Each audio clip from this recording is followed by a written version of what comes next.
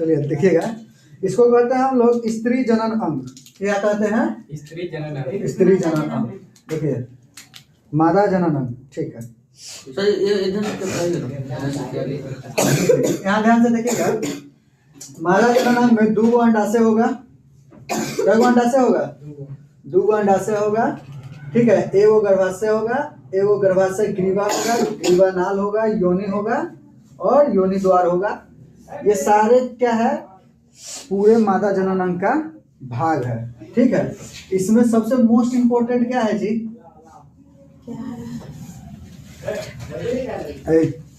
इसमें most important क्या है? देखिए सर बाबा नाम लिख बना कि किसका? ठीक है सर। किसका नाम नहीं लिखे हैं जी? लिखे है सर, जो उन्होंने लिखा है। चलिए ध्यान से समझते चलेंगे।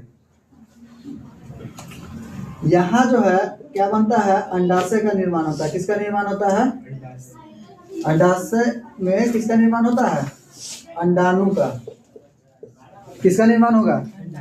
अंडाणु का। अंडाणु क्या होता है? अंडाणु को हम लोग कहते हैं मादा युग्मक। क्या कहेंगे? मादा युग्मक। और युग्मक बनने की प्रक्रिया को हम लोग क्या कहते हैं? युग्मनज जनन या युग्मनज कहते हैं ना। ध्यान समझिएगा, इसमें एगो कीप होगा। ध्यान से समझिए, एक कीप है।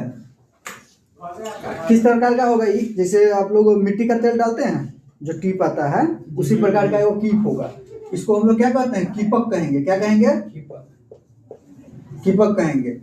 कीपक के बगल में थोड़ा चौड़ा भाग होगा, उसको हम लोग एम्पुला या तुम्बिका कहेंगे। क्या कहेंगे? इसमें तंबिका लिखाया है, इसको तुम्बिका कर देना। इसको तुम्बिका कहेंगे। क्या कहेंगे? तुम्बिका। और उसके तुम्बिका के बगल में एगो पतला रास्ता होगा। ये देखिए ध्यान से, यहाँ पे एगो पतला रास्ता होगा, उसे हम लोग क्या कहेंगे? संकीर्ण पथ या इस्थमस कहेंगे। क्या कहेंगे? इस्थमस, ठीक है। उसमें होता है, इसको हम लोग क्या कहते हैं? डिंब ग्रंथि। क्या कहेंगे? डिंब ग्रंथि।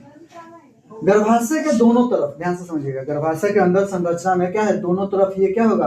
पेशीनुमा संरचना होगा। क्या कहा? मांस का या पेशीनुमा संरचना होगा, उसे हम लोग क्या कहेंगे? गर्भाशय ग्रीवा। और ये जो पतला रास्ता है, इसको हम लोग कहते हैं ग्रीवा नाल। क्या कहेंगे?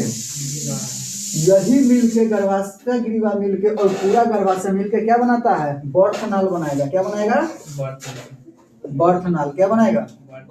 बर्थ नाल को हम लोग क्या कहते हैं? हिंदी में क्या कहते हैं बर्थ नाल को? जनन नाल। क्या कहेंगे? बर्थ नाल को क्या कहेंगे? जनन नाल। बर्थ नाल में जन्म लिखा है सर, जन्म या जनन, जन्म नाल लिख लो। चलो हाँ, आधा ना होगा, चलिए कोई बात नहीं, कोई दिक्कत नहीं है। आधा ना पूरा ना, कहीं कहीं हम लोग आधा ना म लिख देते हैं, कहीं पर क्या करते हैं? पूरा म लिख देते हैं, ठीक है। यहाँ से ध्यान से देखिएगा, जनन नाल का काम क्या होता है? बर्थ नाल का काम दिखाई दे कर ले। या सर, बर्थ नाल का काम होता है, जो भी पोषक पदार्थ मादा ग्रहण करेगी, उस पोषक पदार्थ से बर्थ नाल से होते हुए पोषक पदार्थ किसको मिलेगा? बच्चे को मिलेगा या संतति को मिलेगा। यहाँ से ध्यान से समझिएगा, ये जो ऊपरी भाग है, यहाँ देखिएगा, ये जो ऊपरी भाग है यहाँ से, इसको कैसे कहते हैं? कांटे नुमा होगा। कैसा होगा? कांटे नुमा। यहाँ देखिए सभी, कैसा होगा? ये कांटा नुमा होगा। कांटा नुमा होगा, इसको हम लोग क्या करते हैं? गर्भाशय अंत स्तर। ये क्या है? ये अंदर का भाग है। ये कैसा होता है? कांटा नुमा होता है। ये जो भाग है, इसको हम लोग क्या कहते हैं? पेशी स्तर। इसको क्या कहते हैं? और ये जो बाहरी परिधि है, ये बाहरी परिधि, इसको हम लोग कहेंगे परिगर्भाशय। क्या कहेंगे? परिगर्भाशय। अब होता क्या है निषेचन में, यहाँ से क्या होगा? एक अंडाणु रिलीज होगा। क्या रिलीज होगा? अंडाणु यहाँ आएगा, और यहाँ से क्या होगा? शुक्राणु आएगा। यहाँ से इतना दूर तय करके शुक्राणु होते हुए यहाँ पर अंडाणु के पास आता है निषेचन। कहाँ पर आता है? फैलोपियन ट्यूब में। कहाँ पर आएगा? इसको हम लोग क्या कहते हैं? ट्यूब या अंडवाहिका। Fallopian tube. तो सीधा लिखो ना, फैलोपियन ट्यूब या फैलोपियन नलिका, या उसको और कुछ कहते हैं क्या? अंडवाहिका। हाँ, अंडवाहिका। उसको हम लोग क्या कहते हैं? अंडवाहिका। वही हम उस दिन बता रहे थे कि कभी कभी ये अंडाशय भी एगो क्या करेगा, जहाँ अंडाशय का निर्माण अंडाणु यहाँ से एगो निकलेगा, कभी कभी होता क्या है निषेचन के वक्त इहो एगो अंडाणु रिलीज कर देता है।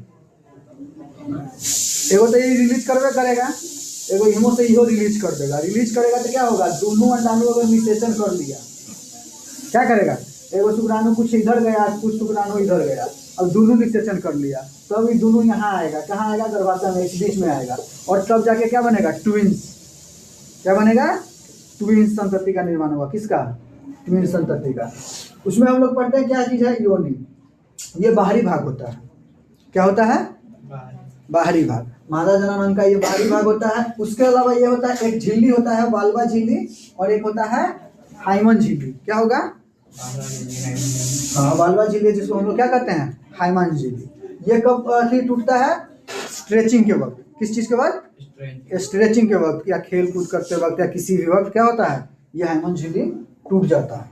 ठीक है, इसके टूटने पर कभी कभी हो सकता है किसी किसी में थोड़ा सा रक्तस्राव होगा और किसी किसी में नहीं होगा। ठीक है, इतना तो आप लोग समझ गए।